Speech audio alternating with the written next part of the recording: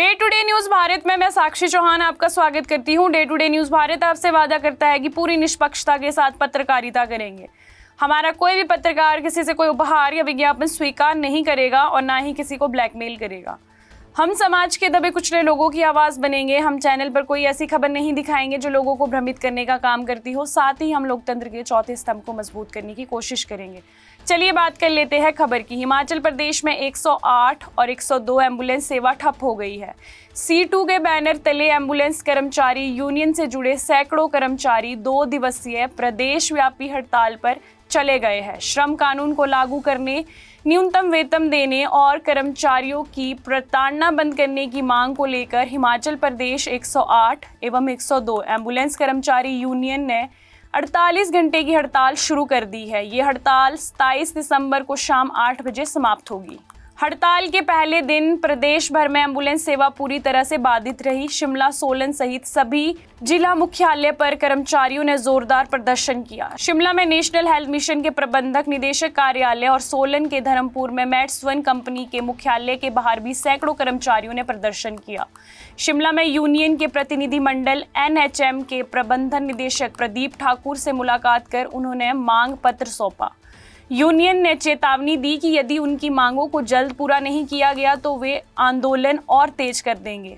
C2 प्रदेश अध्यक्ष विजेंद्र मेहरा ने आरोप लगाया कि नेशनल हेल्थ मिशन के तहत मैट्स1 फाउंडेशन में कार्यरत कर्मचारियों को ना तो न्यूनतम वेतन दिया जा रहा है और ना ही 12 घंटे की ड्यूटी के बावजूद ओवर टाइम का भुगतान किया जा रहा है। उन्होंने कहा कि उच्च न्यायालय, लेबर कोर्ट और श्रम विभाग के आदेशों के बावजूद भी हालात बदल नहीं रहे। यूनियन नेताओं को डराने, तबादला करने और मानसिक प्रताड़ना देने के आरोप भी उन्होंने लगाए। C2 प्रदेश अध्यक्ष विजेंद्र मेहरा ने कहा कि एम्बुलेंस कर्मचारी दिन रात जनसेवा में लगे रहते हैं, लेकिन उन्हें सरकार द्वारा घोषित न्यूनतम वेतन तक नहीं दिया जा रहा। उन्होंने कहा कि यदि हमारी मांगों को सरकार जल्द नहीं मानती तो यूनियन निर्णायक संघर्ष के लिए मजबूर हो जाएगी। हिमाचल प्रदेश 108 एवं 102 कर्मचारी यूनियन संबंधित CITU की ओर से 2 दिन की हड़ताल का आह्वान किया गया था, जिसमें विशेष तौर पर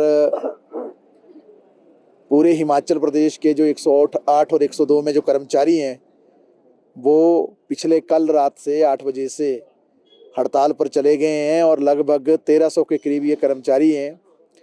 ये हड़ताल जो पिछले कल 8 बजे शुरू हुई है, ये 27 तारीख यानी कल रात को 8 बजे तक चलेगी और इस दौरान दोनों दिन हिमाचल प्रदेश के सभी जिला मुख्यालयों में और मैट्स1 कंपनी जिसके अंतर्गत ये कर्मचारी काम कर रहे हैं उसका जो मुख्यालय है सोलन में, धर्मपुर में, और नेशनल हेल्थ मिशन जिसके अंतर्गत ये पूरी 108 और 102 की सेवाएं चलती हैं उसके कार्यालय के बाहर जो है आज पूरे हिमाचल प्रदेश के अंदर और अगले कल भी इस तरीके के प्रदर्शन होने हैं।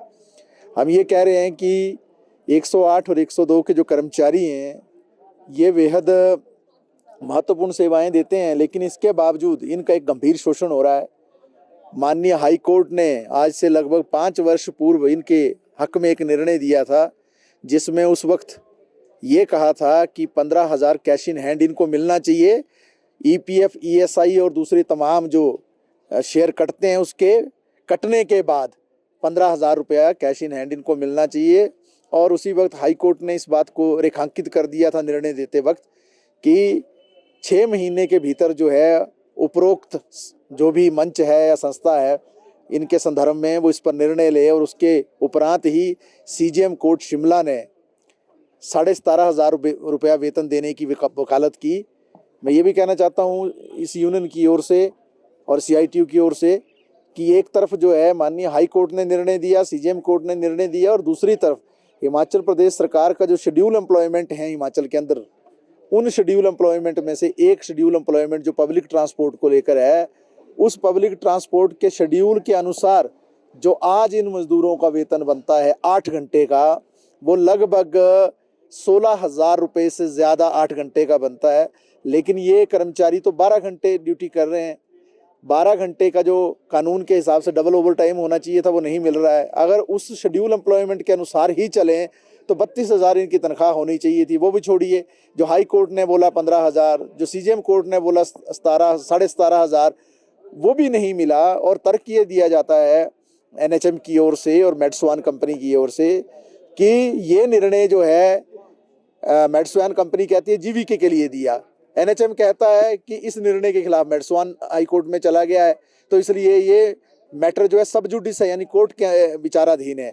लेकिन दूसरी ओर मज़ेदार बात यह है कि जो शेड्यूल एम्प्लॉयमेंट है हिमाचल प्रदेश के अंदर पब्लिक ट्रांसपोर्ट का, जिसका मैंने जिक्र किया, जिसके अनुसार 12 घंटे का वेतन 30,000 रुपये से ज़्यादा बनता है, उसके खिलाफ तो कोई नहीं गया हाई कोर्ट में। वो तो आज भी लागू होता है, उसके खिलाफ कोई जा भी नहीं सकता है कोर्ट में, तो वो लागू क्यों नहीं होता है। दूसरी बात, जो ईपीएफ का मसला है, ईपीएफ के दोनों शेयर भी इन मजदूरों से ही, कर्मचारियों से काटे जा रहे हैं, जो कि कानूनन सम्मत नहीं है, कानून इसकी इजाज़त नहीं देता है। तो जब ये दोनों शेयर काटे जा रहे हैं तो इसका मतलब ये है कि एक हिस्सा जो मालिक को डालना था लगभग 2,000 रुपया, वो भी इनकी जेब से ही निकाला जा रहा है। इस पर जो है एनएचएम क्यों मौन है? ये पूरी एक मिली भगत है एनएचएम की, सरकार की, मेडस्वान कंपनी की, कि जो भी कानून के दायरे में सुविधाएं मिलनी है, श्रम कानून लागू होना है, छुट्टियां मिलनी है। आप बताइए, कोई बीमार हो जाएगा, अगर वो छुट्टी पे चला जाएगा, उसको छुट्टी नहीं मिलती है, बल्कि उसका वेतन काट लिया जाता है। कई बार जो है कर्मचारियों को गंभीर बीमारी के अवस्था में 2,500, 3,000, 4,000, 7,000 रुपये वेतन हिस्से में आता है, और आज वेतन जो है 11,000, 12,000, 13,000 रुपया वेतन जो आप दे रहे हैं। ये विषय जो है लगातार यहाँ हम उठाते रहे हैं, और कई बार जो है प्रबंधन से भी मुलाकात हुई है, एनएचएम के एमडी से भी मुलाकात हुई है, लेकिन इसका कोई हल नहीं निकलता है। इसलिए 2 दिन की हड़ताल का आह्वान किया गया है कि जो न्यूनतम वेतन है उसको लागू किया जाए, समय पर वेतन दिया जाए, मेडिकल सुविधा दी जाए, छुट्टियों की सुविधा दी जाए, ईपीएफ का जो शेयर में जो दुरुपयोग किया जा रहा है उसको रोका जाए, और इसके साथ साथ तमाम तरह के जो श्रम कानून जो लागू होने चाहिए इन कर्मचारियों के संदर्भ में, उसकी पालना होनी चाहिए। इस बात को लेकर जो आज हिमाचल प्रदेश के अंदर, जैसा मैंने कहा, पिछले कल से 8 बजे से जो है 2 दिन की हड़ताल चल रही है। 108, 102 की सेवाएं पूरी तरह से ठप हैं, और ये भी हम कहना चाहते हैं कि जिस तरीके से एक साजिश इन्होंने की एस्मा लगाकर जो है कर्मचारियों को डराने की, ये एस्मा लगाने से पहले इनको ज़रूर सोचना चाहिए, एनएचएम को या स्वास्थ्य विभाग को या स्वास्थ्य मंत्री को या सरकार को, कि आप कानून को लागू नहीं करवा पाते हैं, और जो कानून का अवहेलना करते हैं उस पर आप कोई कार्रवाई नहीं करते हैं, उनका ठेका आप रद्द नहीं करते हैं, आप उनको जो है उसकी एवज में जो कोई फाइन नहीं करते हैं, कोई उन पर कार्रवाई नहीं करते हैं। बजाय इसके जो आप कर्मचारी जो अपनी वाजिब मांगों को लेकर लड़ रहे हैं उसके ऊपर आप जो है कार्रवाई करने की कोशिश करते हैं, तो इसको बिल्कुल नहीं माना जाएगा, और ज़रूरत पड़ेगी आने वाले समय में तो इससे बड़े आंदोलन में भी आगे बढ़ेंगे। शिमला से अनीश चौहान की रिपोर्ट। अभी के लिए फिलहाल इतना ही। देश दुनिया की तमाम खबरों के लिए day to day news Bharat को देखते रहे, साथ ही हमारे चैनल को लाइक, शेयर और सब्सक्राइब करना ना भूलें। नमस्कार।